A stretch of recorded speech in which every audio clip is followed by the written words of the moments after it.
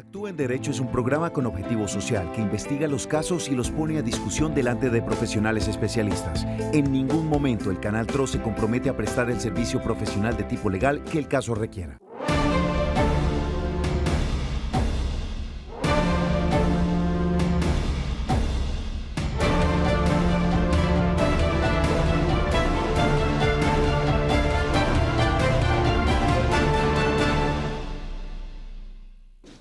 Feliz tarde a todos los televidentes que se sintonizan a esta hora aquí en su canal TRO. Programa en Derecho, programa con responsabilidad social que está directamente ligado a las necesidades jurídicas y sociales que tengan todos ustedes, los televidentes del Gran Santander. Vamos a enviar nota, contexto, para que ustedes tengan conocimiento de cuál es el tema que vamos a socializar el día de hoy. Mientras en el país la amenaza de la pandemia del COVID-19 se mantiene, semana a semana se conocen casos de intimidaciones y asesinatos contra líderes sociales, líderes indígenas y defensores de derechos humanos. Las cifras manejadas por el gobierno nacional indican que entre 2016 y 2017 los asesinatos crecieron un 38%. Entre 2017 y 2018, el aumento fue del 37%, pero en lo que corresponde a 2018 y 2019, que concierne al gobierno del presidente Iván Duque, hubo una disminución del 6% al pasar de 115 homicidios a 108. De acuerdo con la anterior, 14 de los 32 departamentos de nuestro país concentran el mayor número de muertes de líderes sociales. Estos asesinatos han ocurrido en los departamentos de Arauca, Norte de Santander, Córdoba, Cesar, Bolívar, Chocó, Antioquia, Valle del Cauca, Cauca, Nariño, Putumayo, Caquetá, Meta y Guaviare. Al profundizar sobre la muerte de los líderes indígenas, el informe del Instituto de Estudios para el Desarrollo y la Paz, INDEPAZ, advierte que 269 líderes indígenas, varios de ellos defensores de derechos humanos, han sido asesinados en los últimos 4 años en Colombia. El documento reseña que 167 de estos crímenes se han cometido en el actual gobierno y 14 durante el periodo de la pandemia, principalmente en el departamento del Cauca, donde hay graves conflictos de tierras entre comunidades y sectores privados legales. Continuamos en nuestro programa Actúe en Derecho. Y como lo decía en nuestra introducción y nuestra nota contexto, el tema de hoy va a estar relacionado directamente a los derechos de los líderes sociales. La vulneración sistemática de derechos que están teniendo en este momento, que está directamente relacionado con la reingeniería que estamos teniendo en el Estado. Y es la implementación de los acuerdos de paz, donde los líderes sociales son los representantes de arduas comunidades étnicas, comunidades víctimas del conflicto armado, y precisamente ese es el tema que vamos a abordar el día de hoy.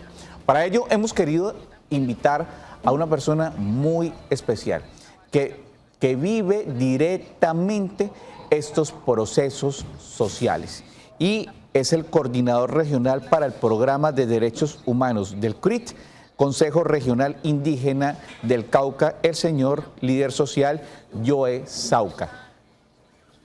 Joe, muy buenas tardes y bienvenido a Actúe en Derecho. Muy buenas tardes, saludarlos, gracias por el espacio.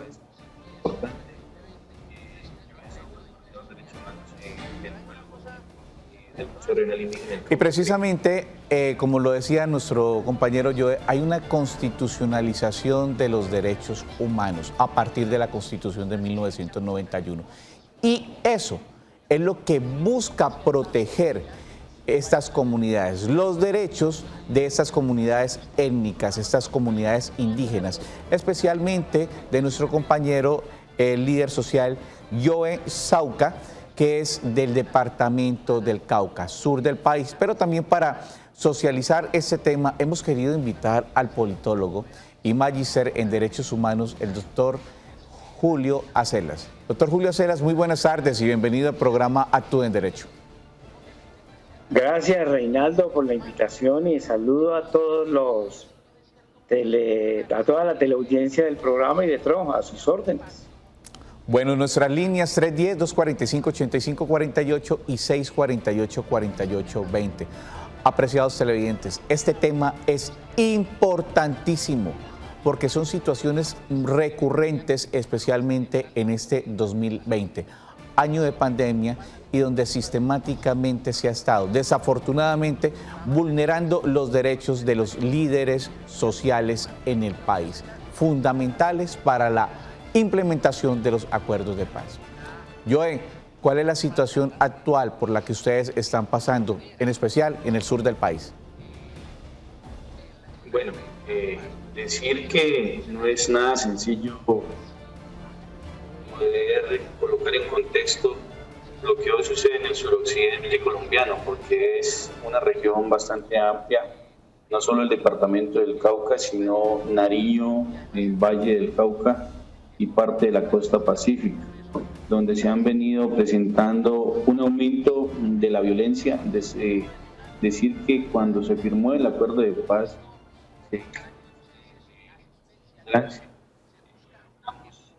una lectura de 2016, 17, 18. Para que mientras se normaliza la comunicación de nuestro líder social, vamos a preguntarle al doctor Julio Acelas. Bueno, doctor Julio, esta situación que estamos viviendo en el año 2020, ya en algún momento la había vivido nuestro país con la vulneración de derechos fundamentales. En esta ocasión, el derecho a la vida y también, por qué no decirlo, de la representación que tienen estos ciudadanos de arduas comunidades. Doctor Julio Acelas.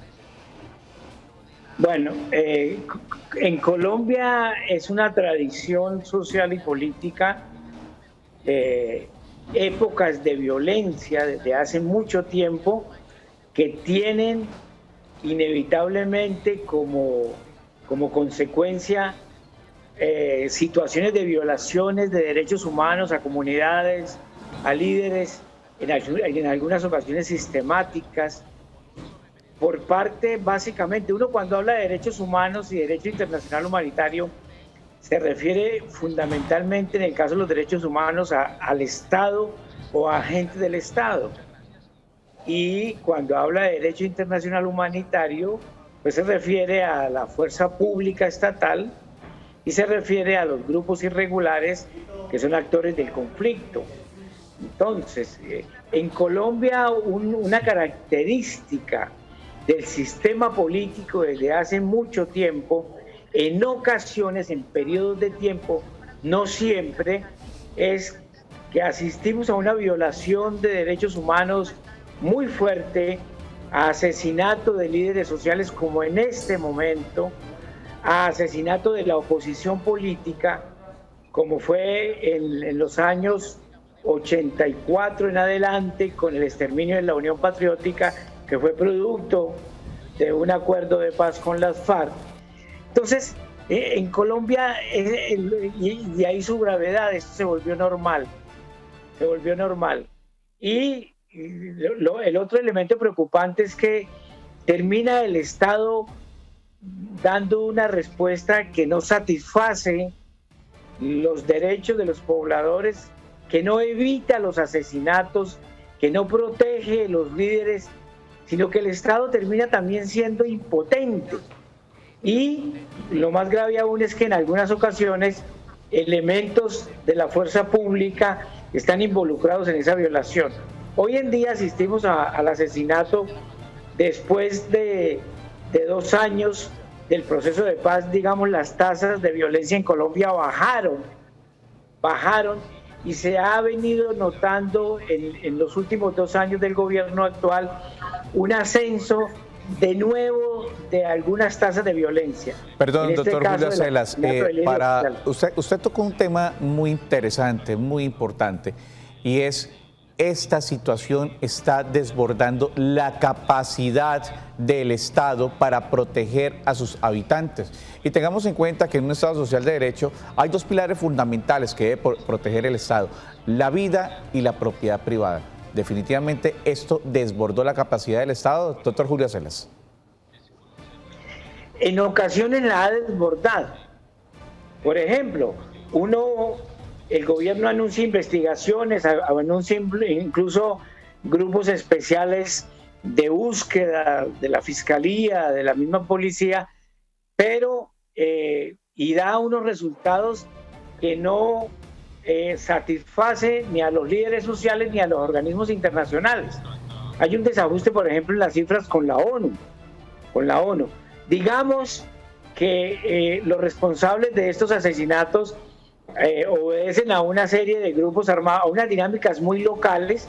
Yo comparto la idea de algunos analistas en el sentido de que no hay una sistemicidad de asesinato de líderes, es decir, no hay una fuerza única en el país, como lo fue cuando la época de la Unión Patriótica, que elige líderes, maneja sicarios y los manda a asesinar. No, hay unas dinámicas locales por efectos de cómo el conflicto se volvió muy local, donde hay presencia de violaciones de derechos humanos, de narcotráfico, de grupos armados irregulares, de guerrillas, de bandas de narcotráfico. Ese termina siendo un común denominador, estos elementos que usted está nombrando en este momento, doctor Julio. Narcotráfico, sí señor, grupos emergentes. Y el Estado se vuelve incapaz, porque si bien es cierto que da unas cifras, el gobierno ha planteado que más o menos el 55-60% de los asesinatos están resueltos. Eso no tiene contenta a las otras partes, pero sí uno lo que percibe es un ambiente de impotencia, que en Colombia se asesina y se mata y no pasa nada, hay total impunidad. Bueno, vamos a ver cuál es el concepto, qué es lo que el concepto que tienen los ciudadanos del área metropolitana. Aquí esta pregunta de un ciudadano de la ciudad de Bucaramanga. Las cifras manejadas. Muy buenas tardes. Algo que nos preocupa es la indiferencia por parte de los organismos internacionales en la protección a los líderes comunales que estamos siendo amenazados en este momento. Y la mezquindad por parte de este gobierno nacional en tomar acciones o medidas serias que nos garanticen nuestro ejercicio en el territorio nacional. Bueno, doctor Julio Acelas, complementamos esta pregunta que nos hace el ciudadano. Muchas personas no saben por qué es que están vulnerando los derechos de los líderes sociales en este momento. Ya hablamos del contexto. ¿Cuál es el motivo por el cual los están asesinando? ¿Cuál es el motivo por el cual en el 2020 se han disparado las cifras de asesinatos de líderes sociales? Doctor Julio Acelas. Bueno, hay unas zonas del país de alta conflictividad. Aquí cerca de nosotros, la zona del Catatumbo. Donde hablaba el compañero del CRIC, en la zona del Cauca, en Nariño, en algunas zonas del Chocó, Guaviare, Caquetá, Arauca, igualmente cerca de nosotros. Son regiones donde confluye cultivos de coca, narcotráfico, presencia de grupos armados ilegales, guerrillas o bandas alrededor de grupos mafiosos, de grupos de traquetos, alta presencia militar del Estado y donde la presencia del Estado desde el punto de vista civil, de las instituciones civiles, es muy precaria.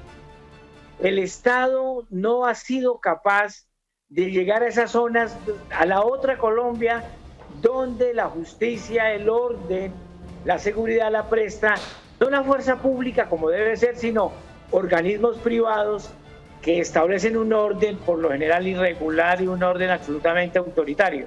En esas zonas es donde se matan los líderes sociales. En esas zonas es donde hay altas tasas de homicidio violento. En esas zonas es donde hay alta tasa de lesiones personales, de narcotráfico y de muerte de líderes sociales. El gobierno siempre, por lo general, llega es con la fuerza pública, pero es insuficiente. Es insuficiente. En esas zonas no hay organismos de justicia, la política social... No hay presencia del Estado, ni de las instituciones.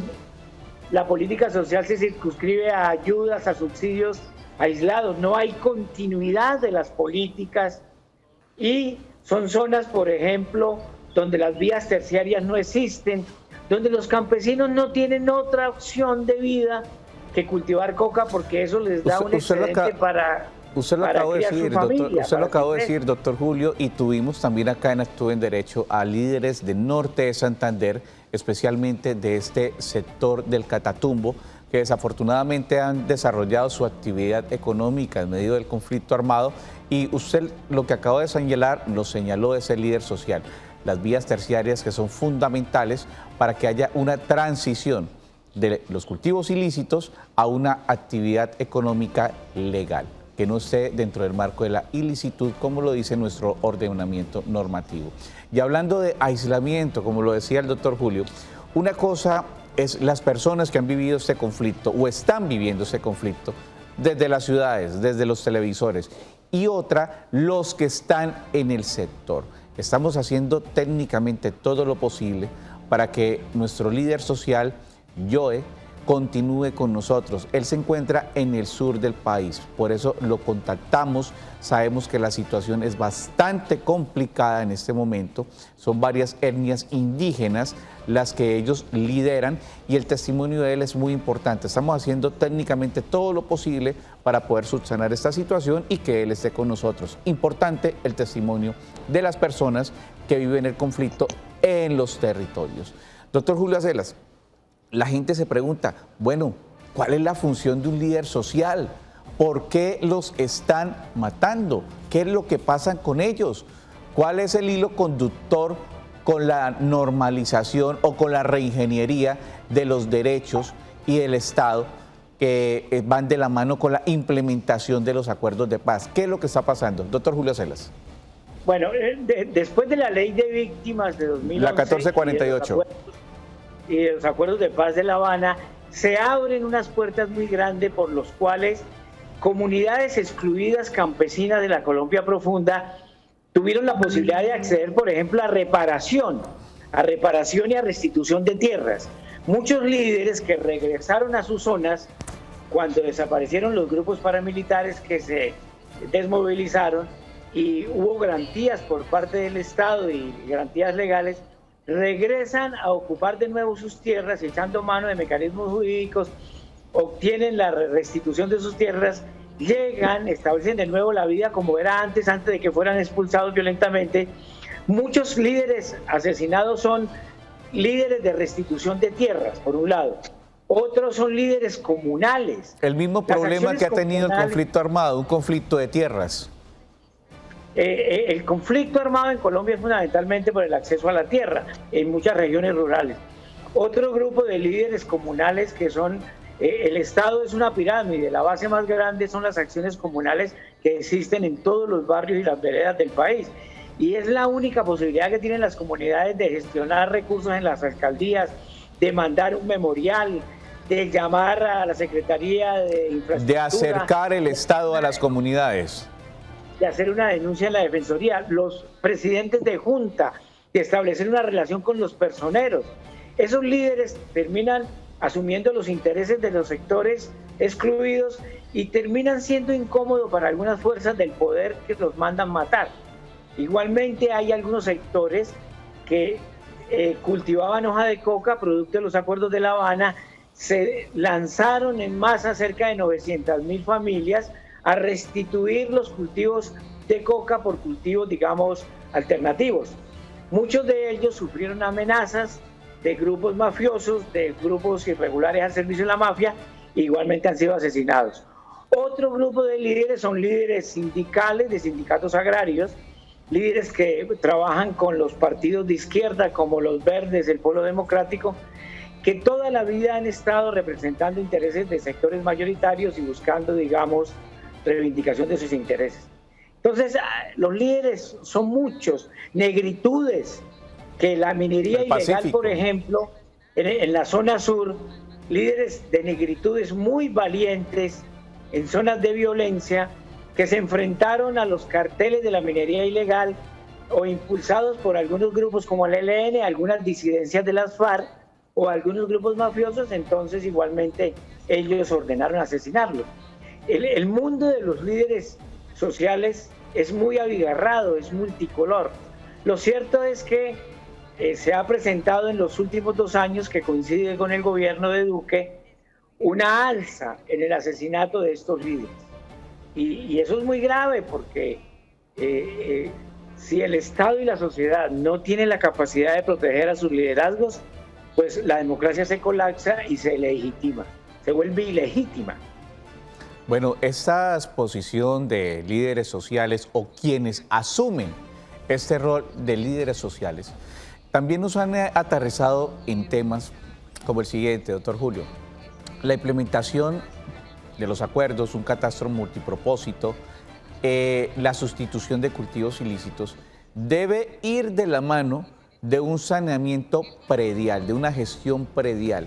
Porque usted lo acaba de decir, si las situaciones de tierras, donde estaban los grupos al margen de la ley, que ya no están en ese territorio, los líderes sociales ocupan nuevamente ese territorio, pero hay un problema de gestión predial, un problema de titulación. Y ahí el gobierno nacional difícilmente puede invertir dineros en predios que no tengan un saneamiento predial. Eso quiere decir que no, en este momento no hay una debida caracterización de sabemos cuántas hectáreas de coca hay cultivadas en este momento. Las cifras ya las ha hecho el gobierno nacional, especialmente en estos 2 últimos años. Lo que no se sabe cuáles son los dueños o quiénes tienen derecho a esta tierra. Ese es un factor bastante importante que puede retrasar ese traslado, ese cambio de actividad económica por parte de las personas que siempre han vivido esta actividad. Doctor Julio Acelas. En Colombia solamente el 40% de los predios están titulados, o sea, la gran mayoría son tierras y terrenos ocupados por campesinos que los explotan, que no tienen título y bueno, ya sabemos las consecuencias de eso. El proceso de La Habana avanzó allá. Hay otros factores que cuando los campesinos, muchas comunidades y campesinos regresan de nuevo a sus tierras, les ganó grupos irregulares, grupos armados irregulares, les ganó. ¿Por qué? Porque el compromiso en La Habana del Estado fue copar los territorios que dejó las FARC. Las FARC se desmovilizaron 13.500 hombres, más o menos el 10% regresó en forma de disidencias y salieron de muchas zonas que controlaban y habían establecido un orden. Salen las FARC, el Estado debería haber entrado a copar, a llevar Estado, institucionalidad, vida social, economía, y justicia, y el Estado no llegó. Y fueron copados o por las disidencias de las FARC o por el ELN en su mayor parte, o por grupos vinculados con los mafiosos, con las mafias. Entonces ahí hay un tema también complicado. El tema de la tierra es que en la mayoría de donde están estas comunidades campesinas es en la selva adentro, donde, como decíamos hace rato, no hay vías de acceso, no hay crédito, no hay asistencia agrícola, no hay ni comunicaciones, y lo único que llega simbólicamente como función estatal es la fuerza pública, llega la fuerza, y en ocasiones la fuerza pública se dedica a violar también en muchas ocasiones los derechos humanos. Aquí hay un problema, digamos, de pedagogía institucional. Después de la Constitución del 91, la fuerza pública ha sido incapaz, ejército, armada y policía, de dejar de ver a la persona que protesta en las ciudades, al estudiante, al sindicalista, o en el sector rural, al campesino que protesta, que pide derechos, de dejar verlo como un potencial terrorista o delincuente, y no como un ciudadano de derechos como lo mandata la Constitución del 91. No, la policía, por ejemplo, todavía ve en las manifestaciones a los protestantes, los ve como potenciales delincuentes. No, en clave de derechos humanos, todos los ciudadanos que protestan deben ser ciudadanos portadores de derecho. Ahí hay una imposibilidad pedagógica y que la policía debe aprender, debe formarse más y tener una visión de la ciudadanía en clave de derechos y en clave de derechos humanos fundamentalmente. Interesante tema relacionado con los derechos de los líderes sociales en el país. Vamos a nuestra primera pausa comercial. Enseguida continuamos con este interesante tema relacionado con la implementación de los acuerdos de paz y la salvaguarda de la vida de los líderes sociales de nuestro país. Ya regresamos.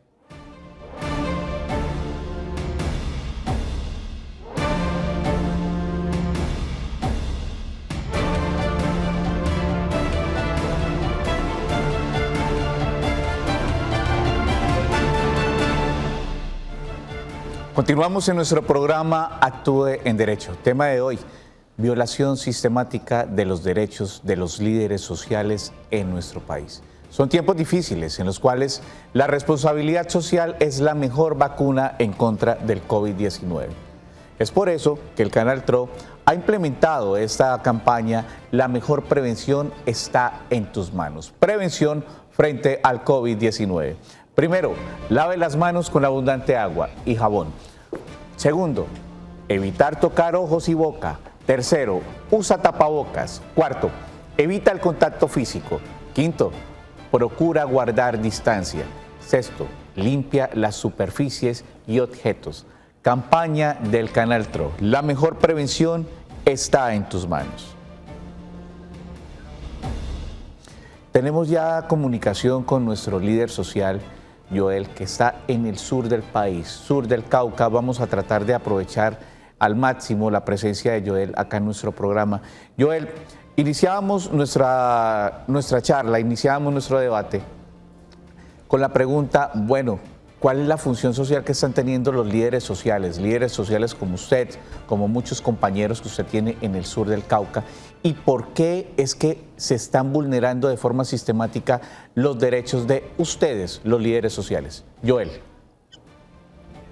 Muchas gracias. No, decir que cada día es un reto vivir en el suroccidente colombiano por las múltiples funciones que ya comentaba el doctor Julio. Agradecer su lectura muy completa de un escenario que es real, que hoy sucede en el suroccidente colombiano, pero que hemos revisado que la función social, digamos, en el país ya es una situación extremadamente difícil en la ruralidad, pero también en las ciudades. Cada rol que se haga en la sociedad que tenga que defender derechos es bastante complicado, y sobre todo en el Cauca, con el tema de sustitución de cultivos de uso ilícito, con el tema de reclamación de tierras, la parte de la defensa territorial en cuanto a la no minería ilegal, al tema de la misma expansión de los cultivos de uso ilícito. Bueno, es la lectura que le estaba dando en ese momento. Porque esto choca de frente con los intereses. Genera una situación bastante riesgosa sobre todas las autoridades indígenas, a las guardias, y decir pues que en ese escenario el riesgo se vuelve mucho más amplio, porque si hay algo que al gobierno, a los mismos grupos ilegales, a todo sector que quiera dominar la población, es ver la unificación de los sectores para emprender una lucha por la defensa de la vida del territorio, y eso genera también esa violencia que estigmatiza, que señala y que criminaliza el tema de la protección. Desafortunadamente, la vulneración de un derecho social, pero también el trabajo que hacemos nosotros. Desafortunadamente, la vulneración de un derecho, especialmente el derecho a la vida, está directamente ligado a un hecho violento. Y son hechos violentos los que hemos conocido respecto a la vulneración de los mismos en los líderes sociales. Joel, ¿cuántas comunidades indígenas representan en este momento ustedes en el sur del Cauca? ¿Y qué comunidades son? Joel.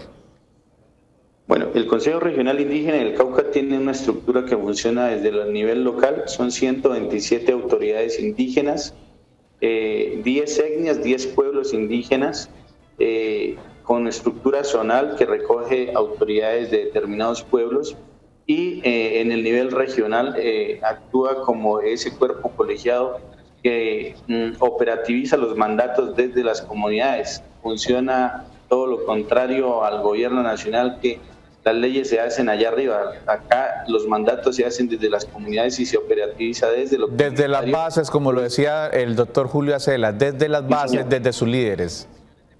Así es.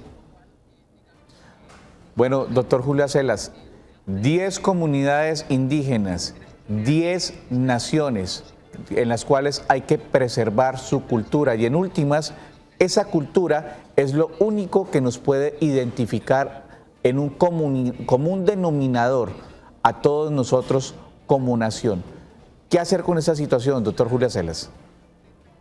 Bueno, hay que decir que eso es un logro de la Constitución del 91, que reconoce la afrocolombianidad, reconoce la fuerza de los pueblos indígenas, su autonomía, y les da un corpus de derechos muy importante.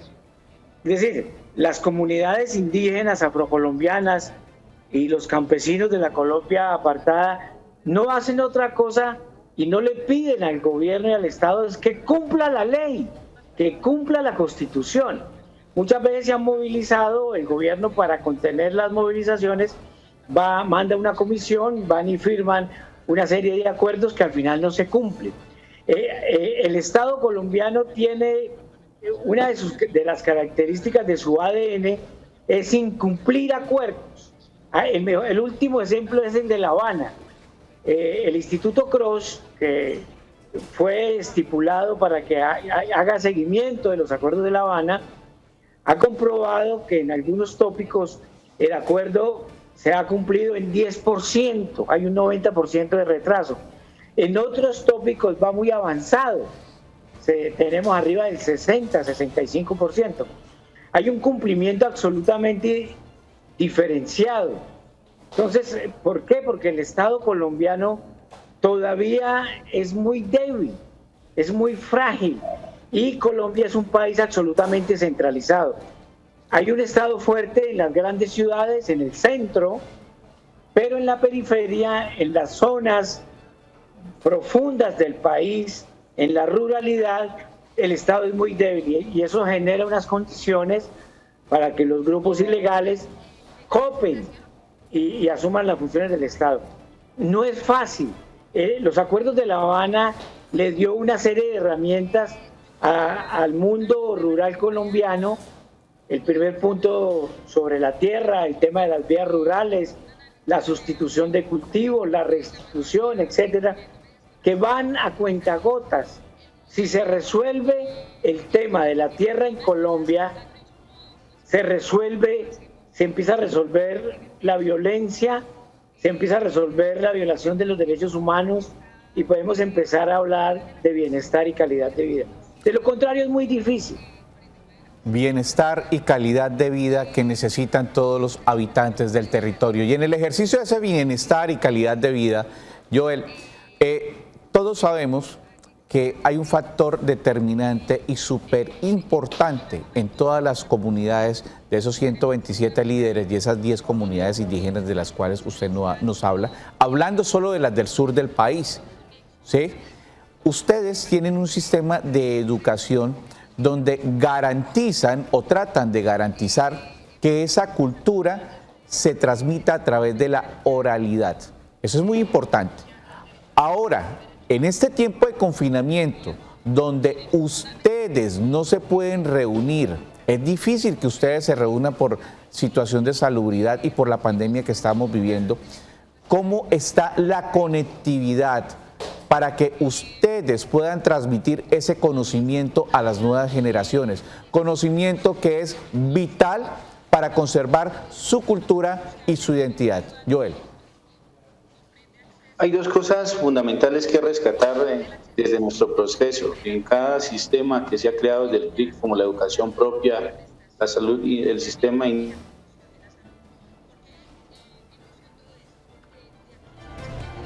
Bueno, tenemos algunos problemas con la comunicación, queremos repetirle a nuestros televidentes, es el sur del Cauca, ya tenemos comunicación nuevamente.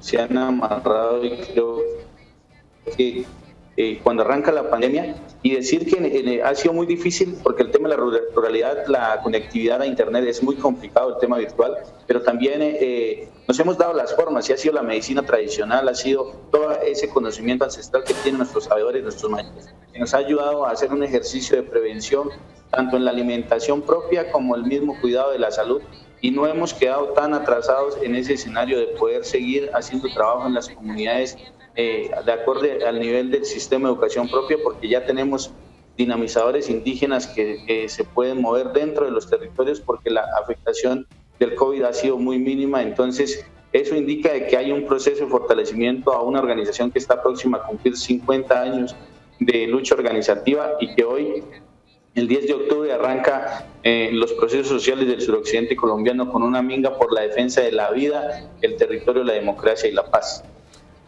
hacer ver sus derechos en este momento hacen parte de ese proceso de la minga que representan nuestro amigo y líder social Joel y sus compañeros. 310-245-8548 son nuestras líneas, son muchos los mensajes los que nos han enviado nuestros televidentes respecto a este tema. Son muchas las dudas, especialmente aquí en el oriente colombiano. Aquí este mensaje de uno de nuestros televidentes. ¿Cuál es la situación de líderes amenazados y qué estadísticas se conocen en el oriente del país? Bueno, ¿cuál es la situación de los líderes sociales aquí en el oriente del país, doctor Julio Acelas? Hace unos días vi unas cifras por departamentos. Santander, afortunadamente, digamos, en el último periodo han sido asesinados 3 líderes sociales en Santander y somos, digamos, un departamento beneficiado pues por la vida. No ha habido una sistematicidad y no ha habido números grandes. Si uno se va a Norte Santander, allí la cosa es más complicada. Desde la zona rural de Cúcuta, saliendo de Cúcuta hasta el Catatumbo, es permanente las amenazas y el asesinato. E igualmente Arauca. En Arauca hay una situación un poco como la que hemos descrito, que se combina todos estos factores de violencia, y igualmente en el sur de Bolívar. El área metropolitana de Bucaramanga tiene esa virtud, yo no sé si será virtud, pero sí es virtud para unas cosas, para el comercio, por ejemplo, que recibe todas las sincronías y las ondas y los impactos del conflicto armado en el nororiente. Todo el conflicto armado en el nororiente confluye en el área metropolitana, a pesar que aquí no tenemos, digamos, indicadores en estos años, indicadores altos de asesinatos, ni desplazamiento, etc. Santander, repito, 3 líderes sociales asesinados. Arauca el número es mucho mayor, no tengo acá el dato. En norte de Santander, pero le doy un dato, Reinaldo.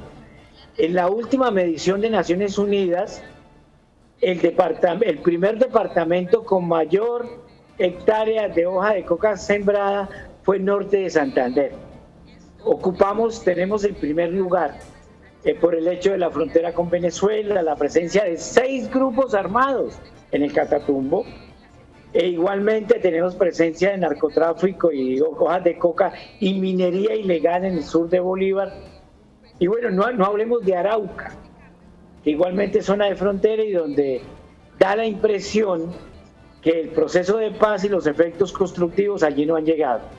Porque la cercanía con Venezuela y esa frontera porosa ha hecho la vida muy complicada. Y obviamente la presencia de narcotráfico, la frontera, el contrabando, etcétera. Bueno, entonces digamos que en el área metropolitana somos beneficiados, digamos en general en Santander, en el Magdalena Medio, desde Cimitarra hasta Puerto Wilches, ha habido situaciones de violencia en el último periodo, asesinato de jóvenes, amenazas, producto de la dinámica del microtráfico y del narcotráfico, no dinámicas de asesinatos de líderes ni temas políticos. Bueno, doctor Julio Acelas, y usted lo acaba de decir, Santander, especialmente Bucaramanga, por los motivos que usted argumentó hace algún momento, recibió el coletazo del conflicto armado. Acá en Bucaramanga, a comienzos de los años 90, la ola de desplazados, era más fácil llegar a Bucaramanga, capital de Santander, que a la capital del Bolívar, sur de Bolívar, a la capital de Cesar, sur del Cesar, que colinda con el Magdalena Medio santanderiano. Inclusive desde el mismo Catatumbo era más fácil llegar a la ciudad de Bucaramanga que a la capital de norte de Santander. Y es por eso que hay varios asentamientos en nuestra ciudad donde existen o la población en su gran mayoría son víctimas del conflicto armado. 310-245-8548 son nuestras líneas. Tenemos otro mensaje de uno de nuestros televidentes. ¿Realmente hay una atención oportuna para los líderes sociales por parte del Estado? Joel, esta pregunta es recurrente. Esta pregunta está diseñada especialmente para ustedes, los líderes sociales. ha habido una atención frente a la vulneración sistemática de derechos que ustedes tienen en este momento. La vulneración de derechos de los líderes sociales está desbordando la capacidad del Estado, Joel. Sí, claro, es efectivo. Nosotros hemos dado esa discusión de que un chaleco salvavidas de protección, de blindado, un carro blindado, un celular no salva la vida de un líder social. Y mucho más cuando esto se enfoca al tema individual y lo colectivo tiene unos riesgos mucho más enormes frente al territorio y las mismas comunidades. Creo que eso dificulta, digamos, el alcance que tiene el gobierno, inclusive que le delegue esa función de protección a una sola institución como es la ONP, que hoy no cuenta con los mecanismos ni presupuestales ni las garantías para atender esa situación, y que la discusión que hemos dado es que en ese escenario nosotros hablamos es del autocuidado y los mecanismos de protección colectiva que hemos diseñado y que deben fortalecerse, que inclusive tienen una connotación fundamental del no manejo de las armas, sino de otro tipo de control social que nos permita consolidarnos en un escenario de poder fortalecer el tejido social y comunitario en lo rural. Entonces, digamos que esa parte es lo que hoy nosotros también hemos colocado en ese escenario para proteger a las comunidades indígenas y a la dirigencia social indígena, campesina, afro, y por eso hemos hablado de la guardia interétnica, de la estrategia de protección, de comunicación, del tema cultural, espiritual, que es fundamental de nosotros las comunidades, y que ahí hacemos la anotación, y es que hoy, por ejemplo, sabemos que si ese mecanismo no fuera real, pues hoy en el Cauca, por ejemplo, nos han asesinado a 5 médicos espirituales, sabedores ancestrales, que hacen ese trabajo de armonización a los territorios en cuanto a la protección. Entonces, digamos que es espere, un momento, por favor, y disculpe que lo interrumpa así. Es que lo que usted Tranquilo. acaba de decir es supremamente grave. Expliquémosle a nuestros televidentes cuál es el valor que tiene para todos ustedes un líder espiritual, de los cuales ya le han asesinado 5 líderes espirituales. Joe. El valor cultural, espiritual que tiene un sabedor es fundamental en el equilibrio de la energía entre el territorio, la comunidad, y el que ayude a hacer que ese equilibrio funcione en armonía en relación al resto de lo comunitario, pero con los que viven a nuestro lado también. Entonces eso enmarca un tema de la ley natural que nos enseña el respeto por la madre naturaleza, pero que también nos enseña a respetarnos los unos a los otros y a vivir en un equilibrio de energías que nos permita hacer ese proceso de vida comunitaria. Entonces, cuando eso se afecta, se hace un desequilibrio y una desarmonía territorial a la familia, a la comunidad, y tiene unas connotaciones bastante graves para nuestros pueblos y nuestras comunidades. Joe, usted nos ha dicho que ustedes tienen un proceso de autocuidado. Ese autocuidado es para salvaguardar su derecho a la vida. Pero, doctor Julio Acelas, nosotros sabemos que en un estado como el nuestro, los derechos se garantizan únicamente con recursos. Joe, ¿ustedes han tenido asistencia económica por parte del Estado para poder fortalecer estos procesos de autocuidado? En ese escenario ha sido muy difícil, ya lo decía el doctor Acelas. Si bien es cierto, hay unos derechos reconocidos en la Constitución, el problema es generar el desarrollo acorde a la interpretación como lo vemos nosotros los pueblos indígenas. Y es ahí donde hemos hecho el llamado al tema de la adecuación institucional, donde hemos hecho el llamado a generar rutas que permitan hacer, digamos, esa transición desde nuestros propios sistemas, y que si bien es cierto, ha habido la asistencia, pues esta no garantiza realmente el funcionamiento de todo el sistema de gobierno propio que hemos diseñado acorde a nuestra visión, nuestra cultura, nuestra cosmovisión, y cómo lo vemos nosotros desde su desarrollo, inclusive hablando desde lo económico, porque es parte de nosotros también. Y ahí creo que somos transversales al ejercicio del campesino, del afro, del indígena, que es cómo se fortalece y se dignifica la vida en el campo, que es lo que no está haciendo el gobierno. O sea, aquí de nada sirve decirle a un indígena sustituya 1 hectárea de coca, si cuando lo que decía Pedro Julio, no hay una infraestructura vial adecuada para ser competitivos frente al tema de la calidad versus producción o transformación. Entonces, cuando estamos hablando de estos mecanismos y hablar de la dignificación de la vida del campo es generar una rentabilidad para que cada familia tenga una autonomía familiar y generar un buen vivir para todos en el campo, y que eso se reconozca también desde las ciudades, porque ahí también hemos revisado que hay un abismo entre la ciudad y el campo que nos separa y que aparentemente nunca ha sido reconocido ni por el Estado ni por la gente que vive en las ciudades. Doctor Julio, vamos a nuestra última pausa comercial y enseguida continuamos con las conclusiones de este importante tema, violación sistemática de los derechos de los líderes sociales. Ya regresamos.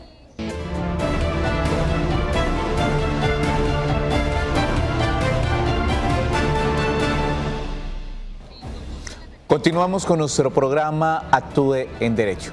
Vamos a ir poco a poco a las conclusiones de este tema que no todos los días tenemos la oportunidad de socializarlos con ustedes. Es un tema más que todo pedagógico, de saber y conocer quiénes son estos líderes sociales. Si en nuestro estado, doctor Julio, no conocemos y no sabemos quiénes son sujetos de derechos, pues jamás nos va a interesar y vamos a seguir siendo indiferentes e indolentes con estas situaciones. Yo quiero que le digamos a nuestros televidentes en el oriente colombiano y a todos los que nos están sintonizando, nos ayude a socializar un término que usted acabó de emplear refiriéndose a la dinámica cultural de sus etnias indígenas, y es la cosmovisión.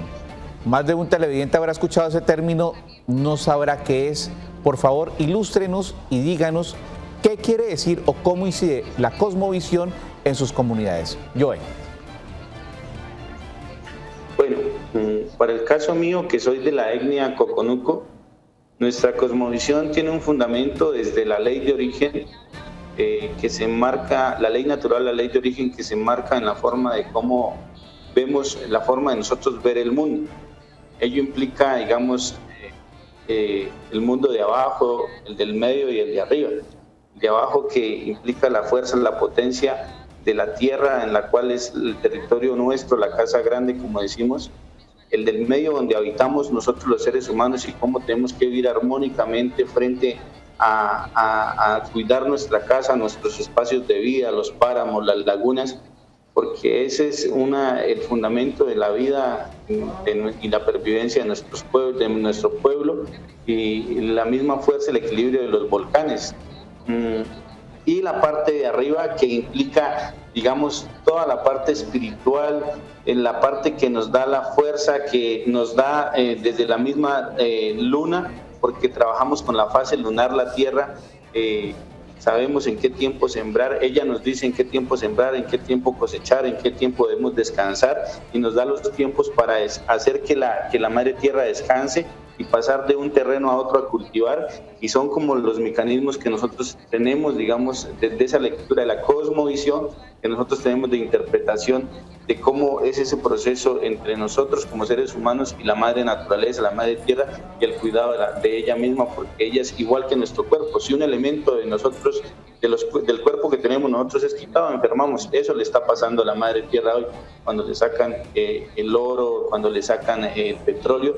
Entonces esa es la cosmovisión, como tal nosotros vemos el mundo como coconucos. Bueno, doctor Julio Acelas, ya vamos llegando a la parte final de nuestro programa, pero me gustaría que nos ayudara a discernir este tema. La cosmovisión, ya nos lo manifestó Joe, se basa en el reconocimiento de la importancia que tiene el recurso natural en la existencia de la sociedad. Nosotros hasta ahora estamos tratando de aprobar un proyecto de ley donde se instauren los tribunales ambientales en nuestro país, donde unamos toda la legislación, toda la codificación para buscar responsables frente a la afectación del medio ambiente que tenemos en este momento. Doctor Julio. Sí, claro, quizás son las comunidades indígenas y las comunidades afros quienes han logrado sintetizar su existencia en función como un todo, en función de la naturaleza, de los ríos, del agua, de los animales, de los bosques. Nosotros en la ciudad, en eso estamos muy atrasados. La cosmovisión de los citadinos es totalmente diferente, es muy consumista, es muy depredadora. Le pongo un ejemplo, Reinaldo. Solamente en el área metropolitana de Bucaramanga reciclamos el 2% de los residuos. Reciclamos solamente el 2%. Ahí hay una depredación de los ciudadanos fuertes. Pero sí nos quejamos por el tema del páramo y protestamos por el agua. Pero aquí, en nuestra casa, somos depredadores. Los indígenas y las comunidades afros nos llevan ventaja en eso, porque el habitar en la tierra, el existir con sus familias y sus comunidades es una integralidad con la naturaleza y con el entorno. Y en eso debemos aprenderle mucho a ellos. Afortunadamente hay una tendencia a volver a lo artesanal, a volver a lo comunal, a volver a la tierra, a volver a los productos de la tierra. Al derecho natural como tal, al derecho y a los elementos naturales como tal. Doctor Julio Acelas, el tiempo es corto en televisión. Queremos agradecerle por habernos acompañado el día de hoy aquí en Actúe en Derecho. No, a usted, Reinaldo, a Trow y a Joel, un placer poder interlocutar con nuestros hermanos los indígenas.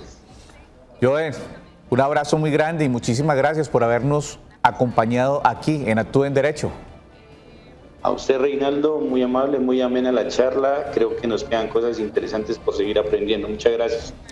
Y a todos ustedes, continúen con la programación de nuestro canal TRO. Y mañana, como es habitual, todos los viernes, consultorio jurídico, también con nuestra compañera habitual, la doctora Marlene Murcia. Continúen con toda nuestra programación. Enseguida, su programa Tacones en la Mano. Hasta entonces.